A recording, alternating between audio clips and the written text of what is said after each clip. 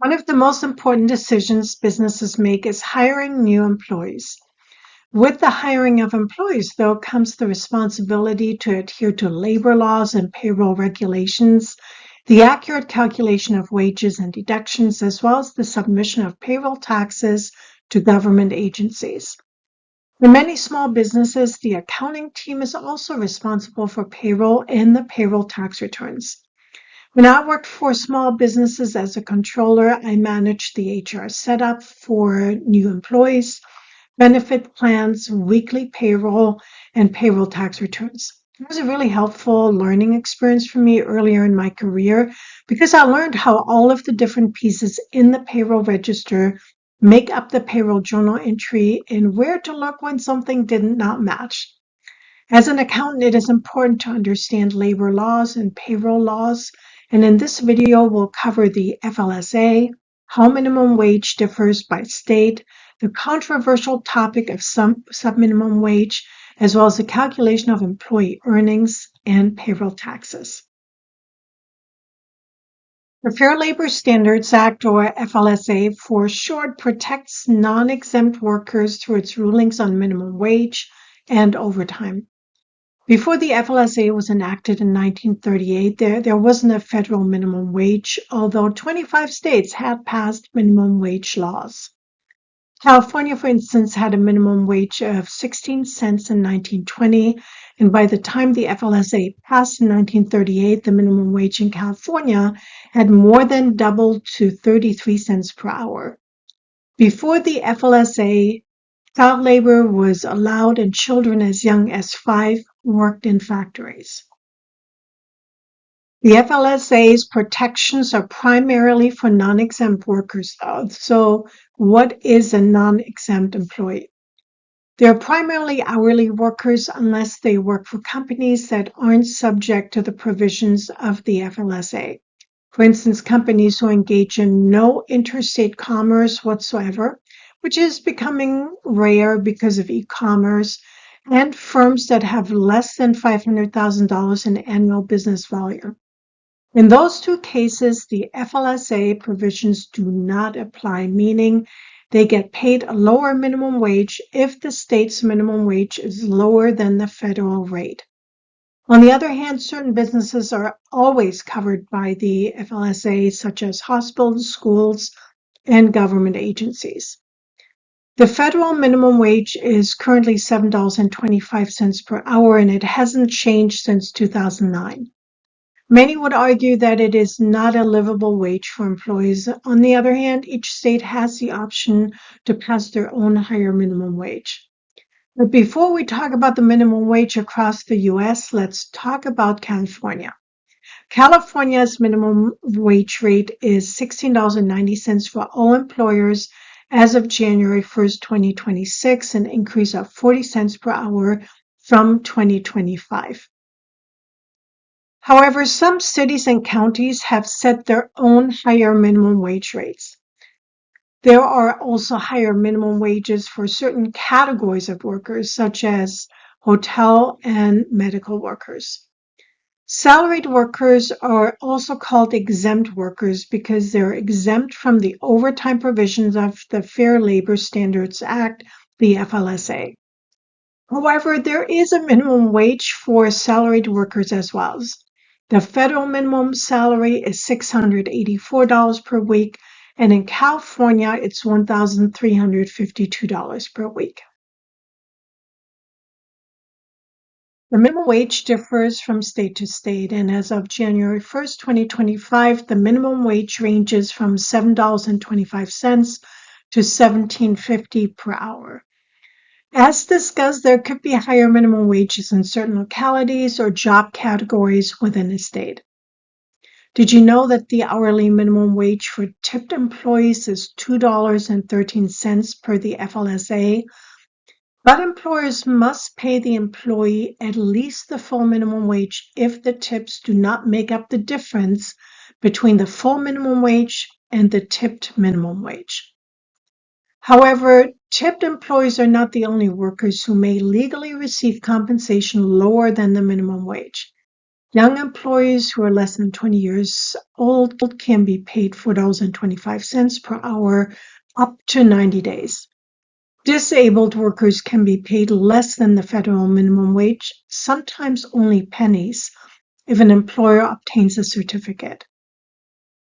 Another category are full-time students who are employed at retail stores, in agriculture, or at colleges and universities. These students can be paid 85% of the federal minimum wage. Starting in 2025, California banned the practice of paying subminimum wages to individuals with intellectual or developmental disabilities. And unlike the federal requirements, the state of California also does not allow employers to pay subminimum wages to student workers or workers under 20 years old. And the tip minimum wage in California is $16.90 per hour starting in 2026. That sounds quite good, and you'd assume that all workers are paid at least the minimum wage in California. However, according to a recent Los Angeles Times article, many child and teenage farm workers are not paid the minimum wage, and there is little oversight or desire to enforce the existing laws for these workers, who are often paid by a box of vegetables or fruit picked. In California, laborers as young as 12 can legally work in agriculture up to 40 hours a week. However, some of the children interviewed for this newspaper article said that they started working in the fields when they were much younger than 12. So work still needs to be done to provide the same equity and pay to those workers who harvest fruits and vegetables. Now that you know about the minimum wage and one of the most important pieces of labor legislation, the FLSA, let's talk about payroll. The first step in preparing payroll is to compute the gross wages or salary for each employee. And there are several ways to compute earnings because employees can be paid in a variety of different ways: hourly, salary, commission, and piece rate, and sometimes a combination of these methods.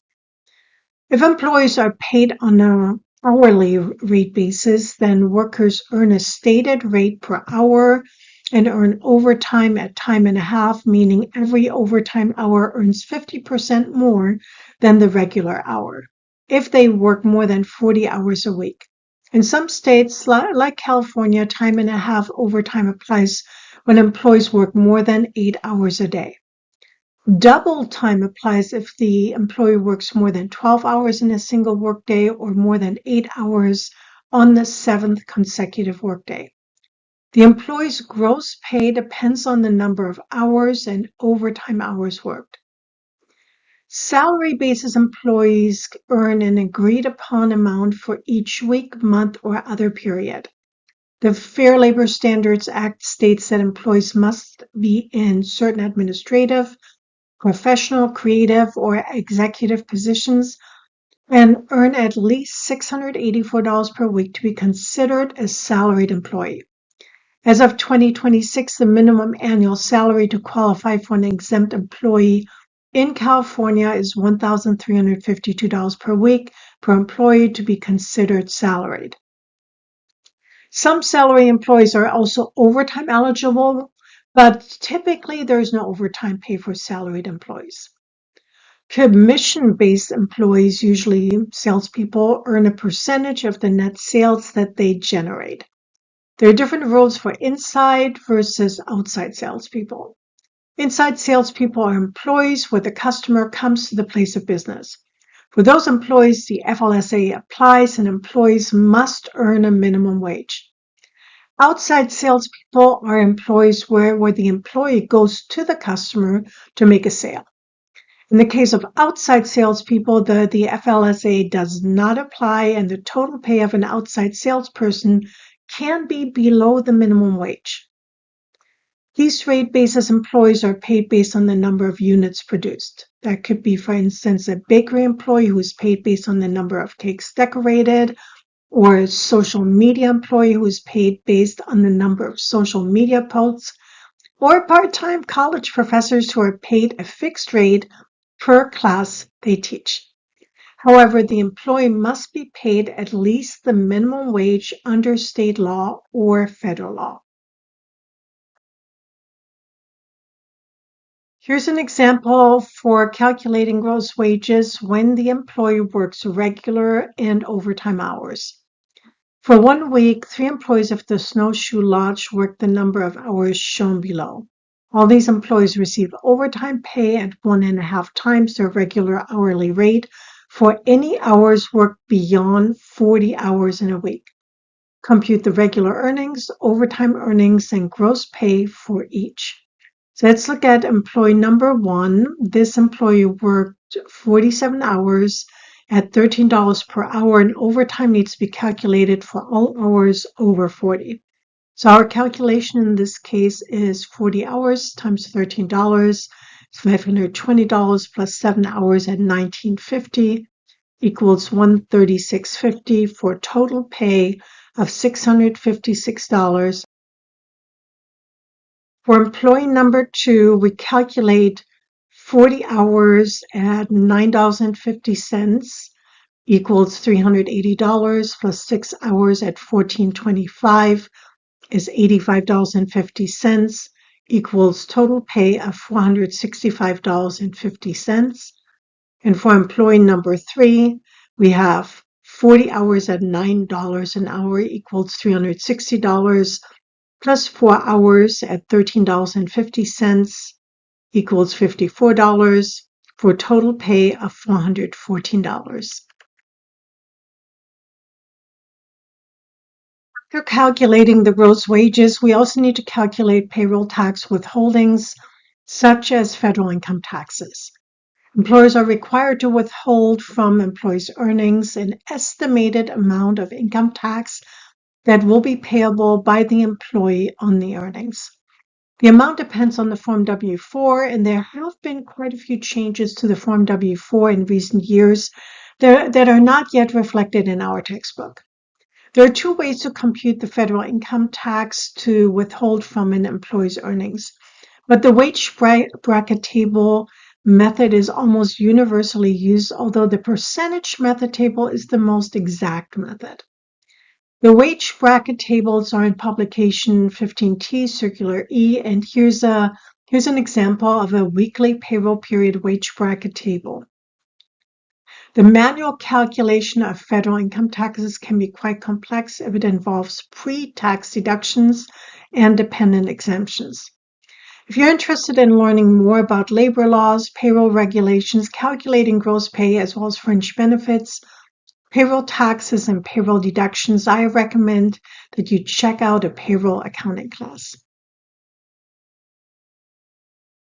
In addition to federal taxes, employees also have Social Security and Medicare tax withheld from their gross wages.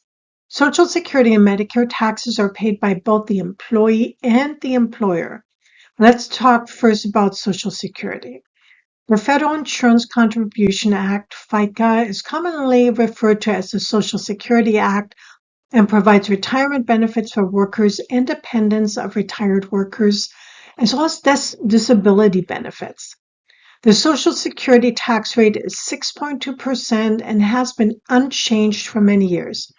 There is a maximum wage limit, though, for Social Security taxes. From 21 through 2026, the maximum wage base limit increased from $142,800 to $184,500, but our textbook uses the 2021 tax rate. This wage limit means that Social Security taxes are calculated up to the wage limit, but there's one exception. If the employee works for multiple employers during the year, all employers are required to withhold Social Security. However, the excess above the maximum wage is refunded on the employee's income tax return. Now let's talk about Medicare. The Medicare tax is closely related to the Social Security tax. Just like Social Security tax, the Medicare tax is a tax paid equally by employees and employers to provide medical care for the employee and the employee's spouse after each has reached 65. The Medicare tax rate is 1.45% and applies to all salaries and wages paid during the year. That means that there is no wage limit like there is for Social Security tax. The Affordable Care Act created an additional Medicare tax of 0.9% on single taxpayers with earnings over $200,000. That means single high-income earners will pay 1.45% in Medicare taxes on all earnings and an additional 0.9% of Medicare taxes on earnings over $200,000. For a married taxpayer, the limit is $250,000, and for taxpayers with a filing status married filing separately, the limit is $125,000. Employers are not subject to this additional Medicare tax. Here's an example to illustrate the calculation of Social Security taxes.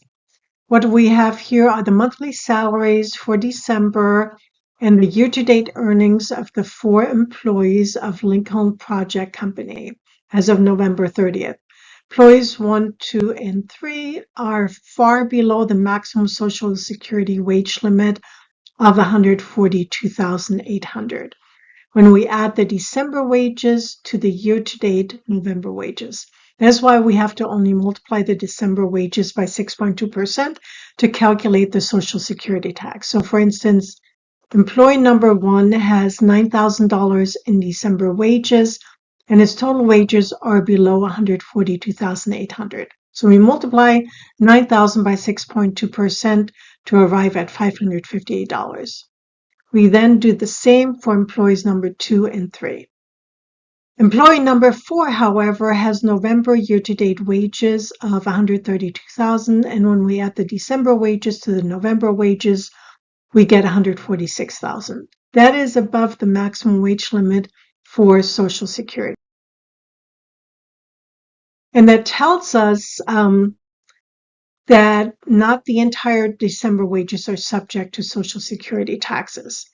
We calculate the difference between $142,800 and the November year-to-date wages of $132,000, which is $10,800, which we then multiply by 6.2% to get $669.60. We're going to use the same example for the calculation of the Medicare taxes. Medicare tax does not have a maximum wage limit, and all we have to do here is multiply the wages times 1.45%. So in this case, we don't have to worry about the additional Medicare taxes of 0.9% for high wage earners. There are many other withholdings and deductions such as state and local taxes. For instance, in California, we have the state income tax and we also have the state disability tax. In New York, there is a New York state tax and a New York City tax. Some states don't have any taxes at all. In addition to taxes, other deductions are withheld from an employee's wages. Some are mandatory, such as garnishments, where others are voluntary, such as 401k, health insurance, and other pre-tax deductions. There are also post-tax deductions, which means there isn't a special tax advantage, such as for donations, union dues, and gym membership. The employer is responsible for withholding and remitting federal, state, Social Security, and Medicare taxes and other deductions such as the 401k, health insurance, and other deductions. Non-compliance can result in significant penalties.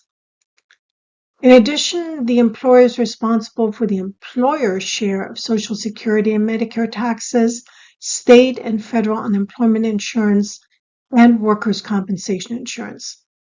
Often, the employer also matches the employee's 401k deduction and pays a significant portion of the employee's health insurance and disability insurance.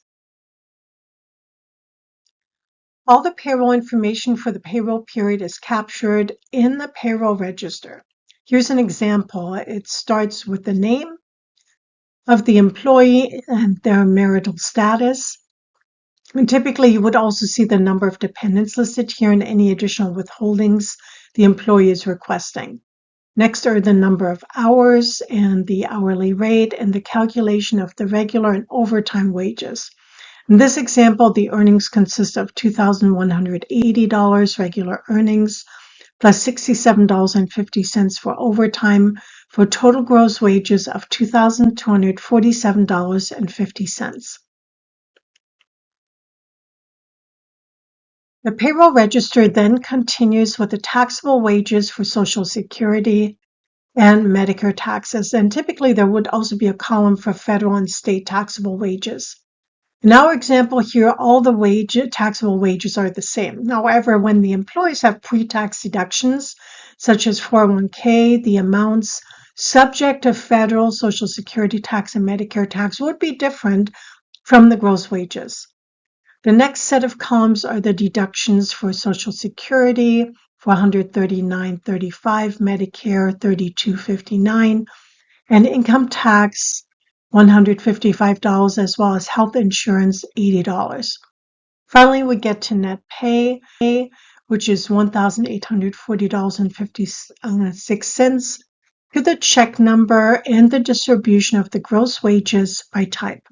In this case, office salaries of $480 and shipping wages of $1,767.50. Now that we've learned the basics about gross wages, taxes, and deductions, we can continue in the next video with how accountants record this information in the general journal and post it to the general ledger.